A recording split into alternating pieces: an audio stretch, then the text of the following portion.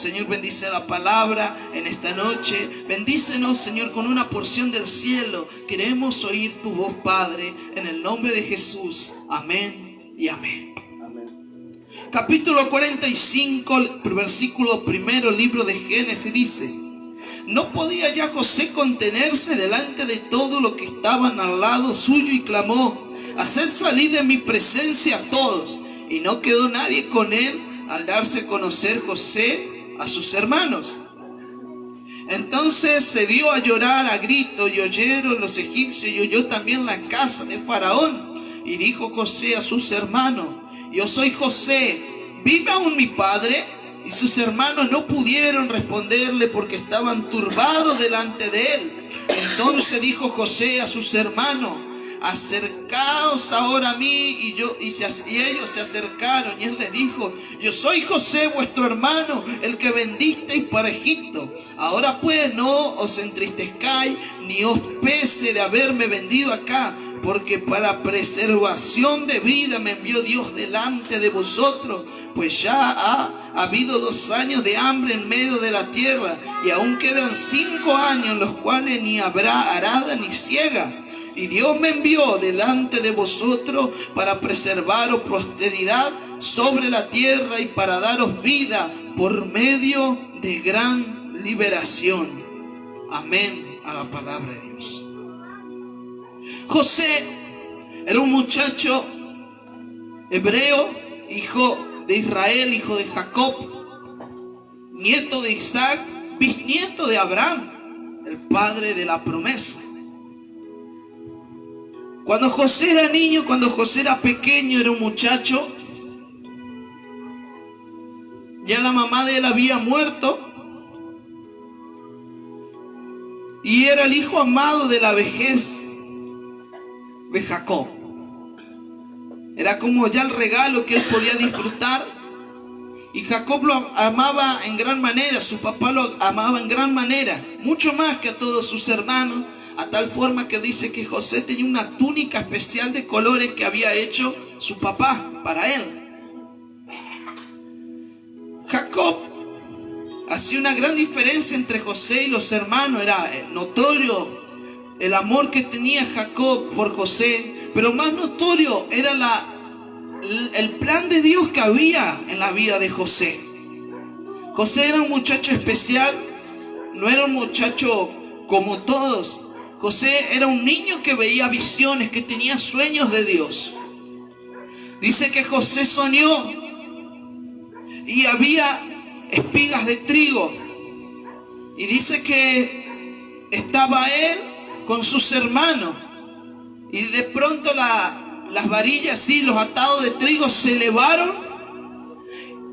Y los 11 espigas de trigo de los hermanos se inclinaron ante la de él. Y a Dios de pequeño le hablaba de grandeza, de grandes planes que tenía. Luego José volvió a soñar con el sol, con la luna y las estrellas. Y nuevamente las estrellas se inclinaban ante él. Como toda persona, así como somos nosotros, cuando nos pasa algo bueno, corría a contarlo. ¿Y a quién se lo contaba? A los hermanos de él. Y atrás, que no le soportaban porque era el hijo favorito del padre, ahora tenía sueños de grandeza de parte de Dios. Y era notorio que eran de Dios. Algunos le llamaban de loco los hermanos, pero Jacob dice que prestaba atención a los sueños. En aquel tiempo los hombres, Jacob, Abraham, Isaac, tenían mucho contacto con Dios. Y sabían cuando algo era genuino, que había algo especial en José. Entonces, José tenía un sueño y tenía una meta. Y empezó José a enamorarse de los propósitos de Dios en la vida de él. Empezó José a querer caminar conforme a lo que Dios tenía para él. Empezó a gestarse en la vida de José un temor a Dios, unas ganas, un anhelo de conocer más a Dios.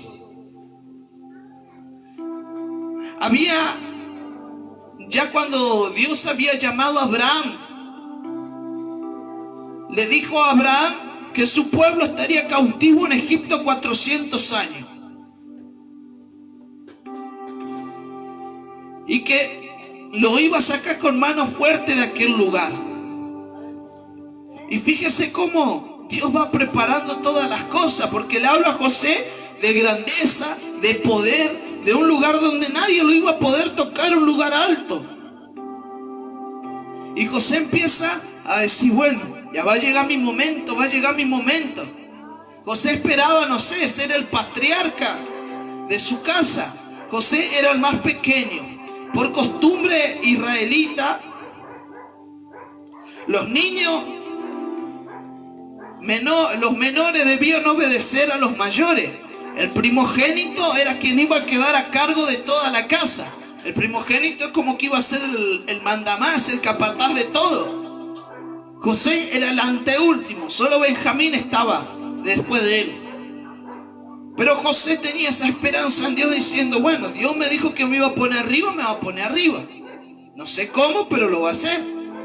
Entonces empezó a pasar el tiempo.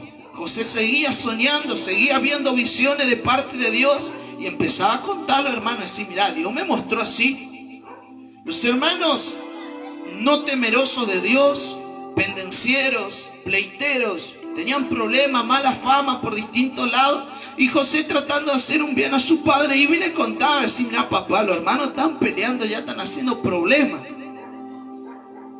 Entonces en una oportunidad Jacob lo manda a José y le dice, ve y sigue a tus hermanos allí, llévale el alimento, ve qué están haciendo.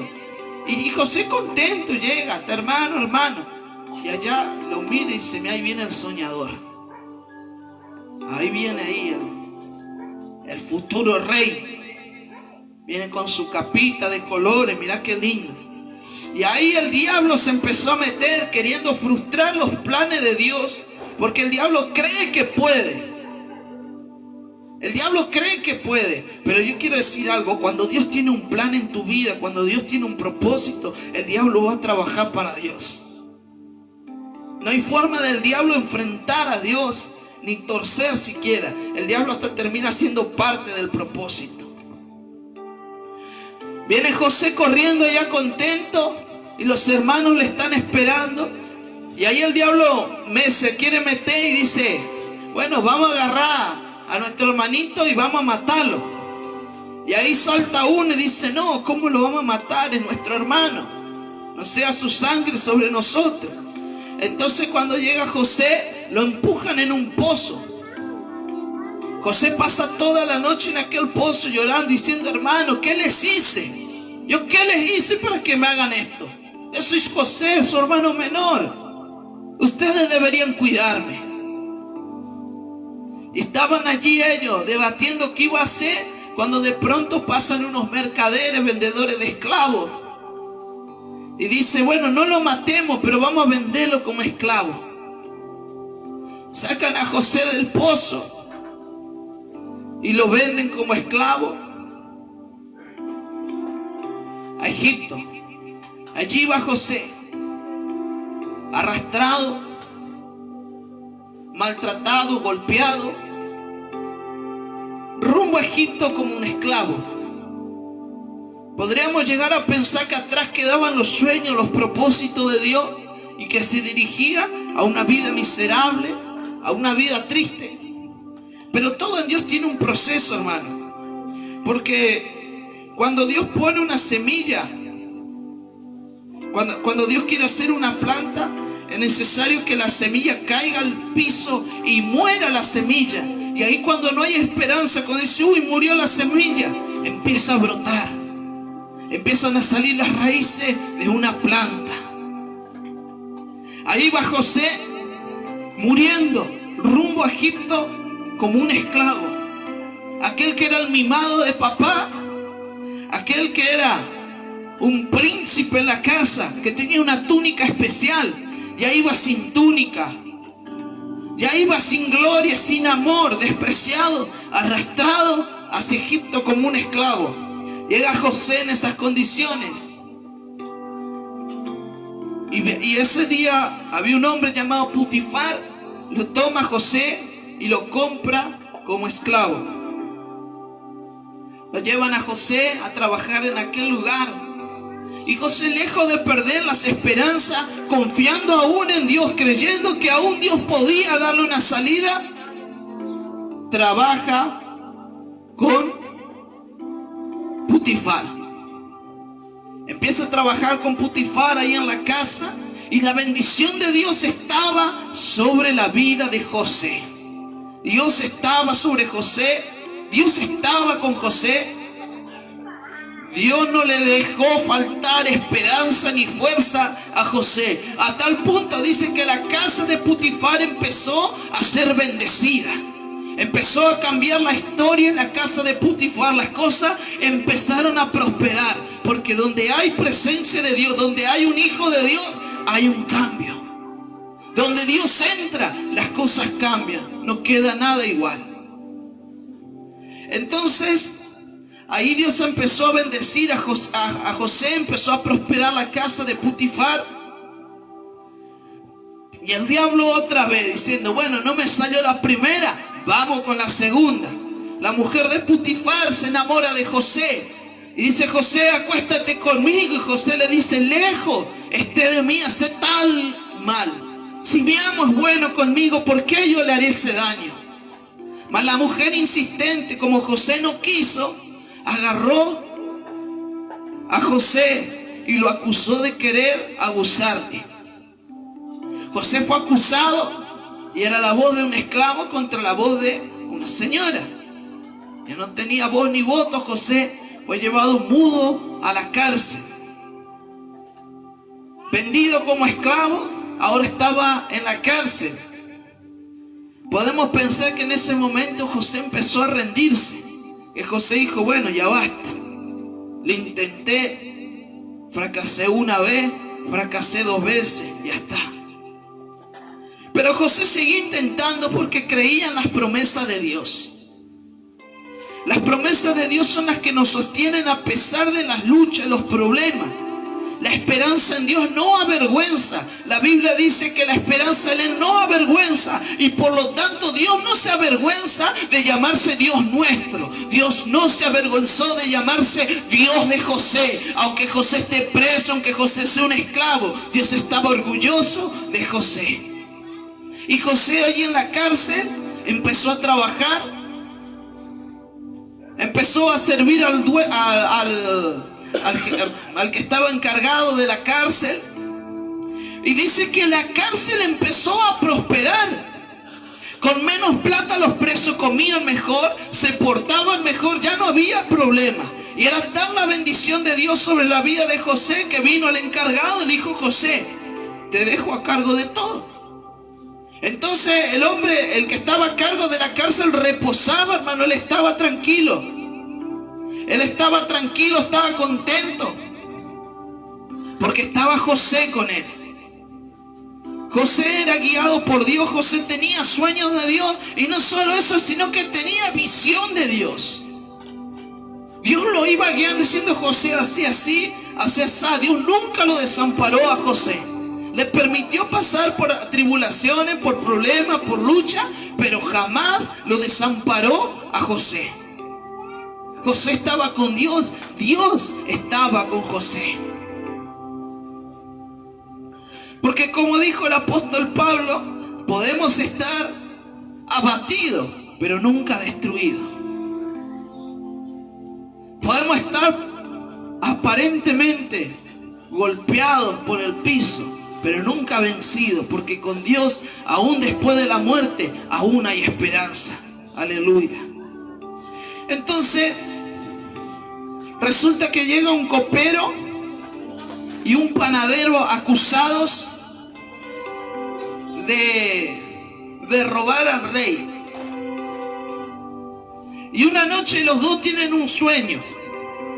Uno sueña que servía al rey el vino, que exprimía las uvas y servía el vino al faraón. Y el otro sueña que cocía pan y lo ponía sobre su cabeza, y las aves del cielo, los cuervos comían el pan de su cabeza. Llega José y dice: muchachos, ¿qué le inquieta? No, soñamos así, así. Y José dice: yo tengo la respuesta a lo que ustedes soñaron. Y le dijo al copero, le dijo: mira, en 3 días el faraón levantará tu cabeza y estarás nuevamente en casa de faraón sirviendo. Y ahí el panadero se emocionó y dijo: y yo, para mí también. Dijo: para vos yo tengo mala noticia. En 3 días vos vas a ser colgado y los cuervos comerán tu carne.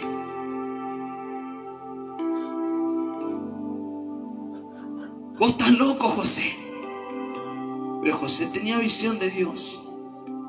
Tal cual dijo José, pasó. En 3 días el copero fue restaurado en su lugar y el panadero fue ahorcado. Cuando el copero estaba saliendo de la cárcel, José le dijo: acuérdate de mí. Cuando vaya a casa de faraón, háblale de mí, háblale de mi comportamiento, de mi bondad, para que me saque de este lugar. Pero el que te mete en la prueba, en el proceso, es Dios. Y el único capaz de sacarte de la prueba y del proceso es Dios. No hay hombre, no hay amigo, no hay pastor, no hay predicador que pueda arrancarte del proceso que Dios te ha colocado. Entonces estaba ahí José, siguió mucho tiempo más preso, hasta que un día llegó el momento de José. Dios muestra un sueño a Faraón, muestra una visión, y Faraón lo primero recurre a los magos, los hechiceros, los brujos, los adivinos, y nadie tenía idea de qué significaba lo que Faraón estaba mirando, lo que Faraón había visto. Gloria a Dios. Entonces el copero se acuerda y dice: allá en la cárcel hay un hombre, se llama José. Ese José me interpretó el sueño exactamente a mí y al copero. Él puede tener una respuesta para esto, Faraón. Entonces, hermano, en ese momento Faraón seguramente habrá pensado decir: un israelita, un esclavo. ¿Sabe cómo le decían los egipcios a los israelitas? Semita. Le decían los semitas, porque la semita es como la sobra del trigo, como la sobra del maíz, lo que nos sirve. A los israelitas le decían así. Es más, a tal punto que era inhumano. Para un egipcio era algo inhumano, algo impensado sentarse a la mesa con un hebreo. Un hebreo no era digno de sentarse a la mesa con un egipcio, ni siquiera era digno de pisar la casa de un egipcio si no era como esclavo. Los semitas eran despreciados. ¿Sabe por qué? Porque la gloria pertenece a Dios, nunca a nosotros. Dios ha escogido lo vil y despreciable de este mundo para avergonzar a los sabios y los entendidos. Aquel que dice: yo sé, Dios sabe lo que hace, le humilla. Mas aquel que dice: Señor, yo no sé, yo quiero aprender, Dios le exalta. Entonces estaba allí José y Faraón lo manda a llamar y le dice: José, me dijeron que vos podés tener una respuesta para esta situación. He soñado con 7 vacas flacas, 7 vacas gordas, hermosas, y 7 vacas flacas. Y pasa que las flacas se comen a las vacas gordas, pero quedan flaquitas. Parece que ni hubieran tocado bocado. Y luego tuvo otro sueño: 7 espigas gordas de trigo hermosas, como nunca antes vistas. Mas después soñé con 7 espigas flacas, desnutridas, quemadas por el sol. Como 7 espigas quemadas por el sol. Y ahí dice José, le dice Faraón a José: pero las 7 flacas tragaron a las 7 gordas y consumieron. Y José lo mira y dice: Faraón, la respuesta es sencilla. Dios te ha mostrado lo que va a suceder. Va a haber 7 años de abundancia y 7 años de escasez como nunca jamás hubo en la tierra de Egipto y en el mundo entero. Faraón quedó impactado por la revelación que Dios le había mostrado.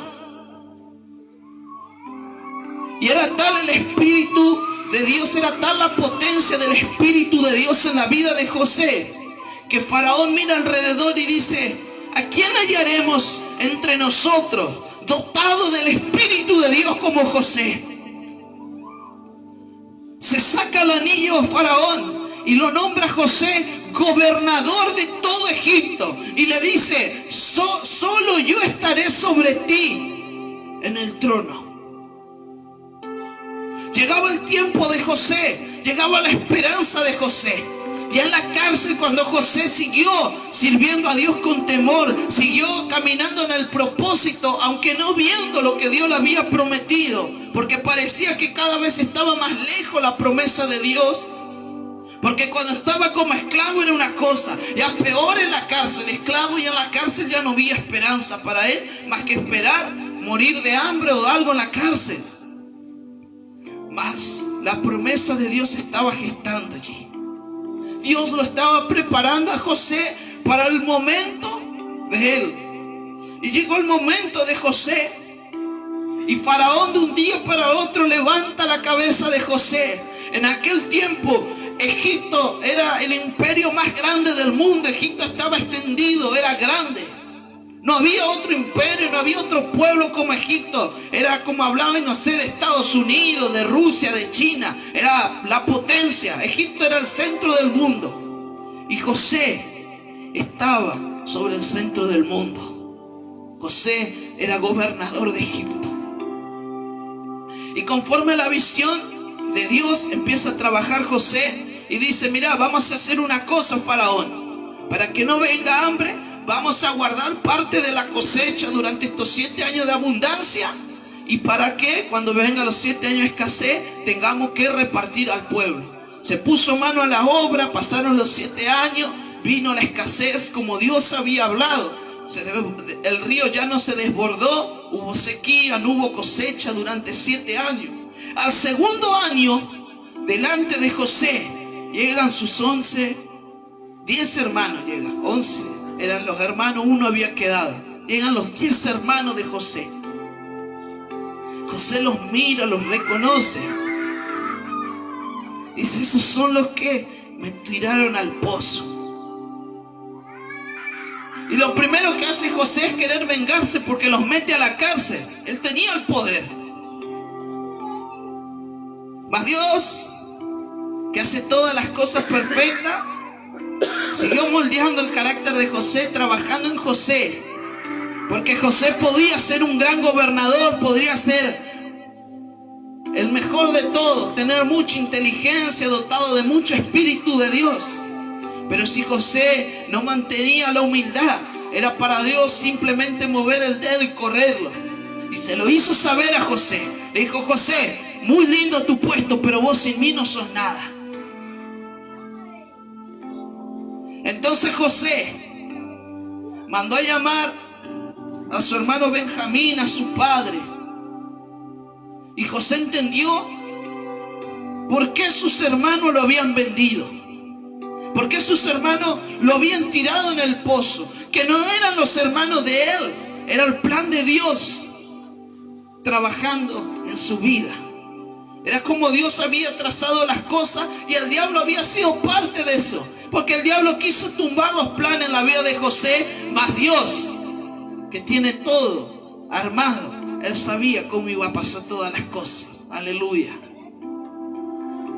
Entonces José entendió y dijo, no se turben, ya no les voy a hacer mal. ¿Saben por qué? Porque hoy yo entiendo, hoy yo comprendo que Dios permitió todas estas cosas para que se cumplan sus planes de grandeza en mi vida. José entendió lo que dice Efesios 6:8. Dice, nuestra guerra no es contra sangre ni carne, sino contra principados, contra potestades. En nuestra guerra es contra el diablo, no contra los vecinos, no contra el que está ahí al lado mío, es contra Satanás.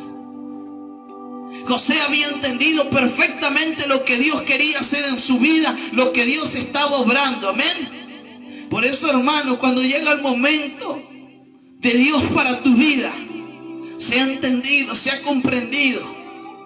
El diablo no va a poder frustrar lo que Dios tiene en tu vida. Póngase de pie en esta noche.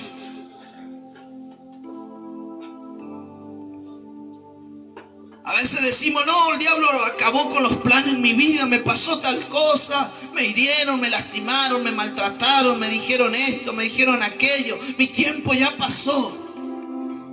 Ya no voy a servir a Dios porque ya mi tiempo pasó, yo ya fracasé una vez, 2 veces, 3 veces. Mas te digo algo, mientras hay vida, hay esperanza.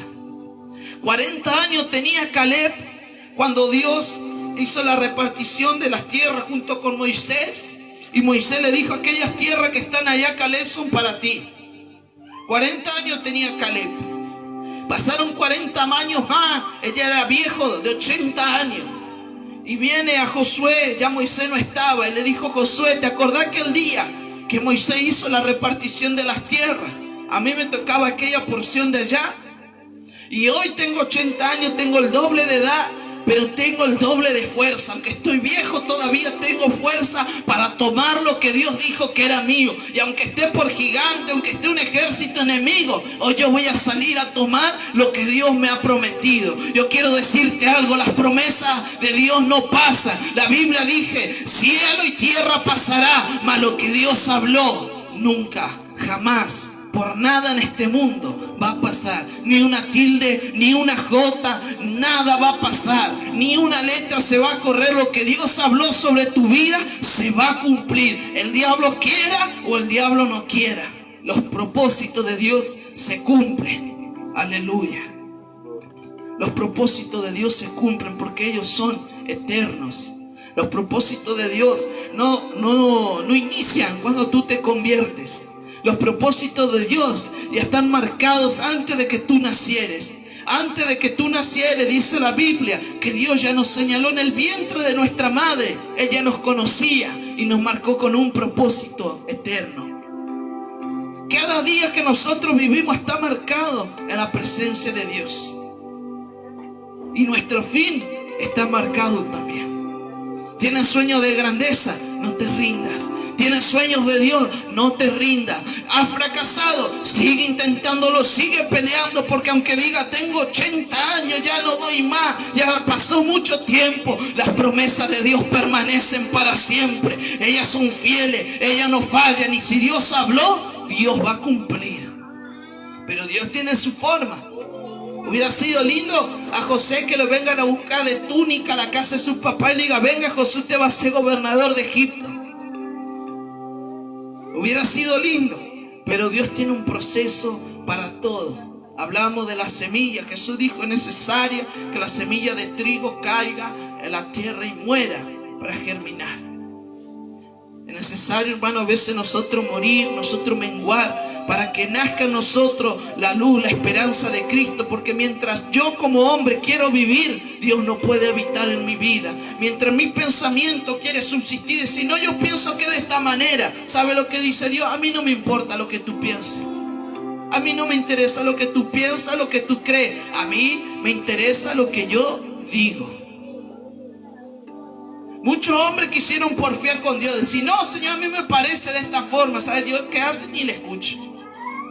Porque Él es eterno, Él es poderoso. Cuando el hombre, cuando la mujer aprende a reconocer la soberanía de Dios, aprende a reconocer que Él es eterno, que Él es poderoso y que nosotros sin Él no somos nada, nos rendimos a los pies de Cristo, muere nuestra semilla y nace el árbol de la fe, nace la planta que nacimos para ser. Nacemos en Cristo Jesús, aleluya. Y apartado de Él, nada somos, nada tenemos. Pero en Cristo todo lo podemos, Él nos fortalece, aleluya.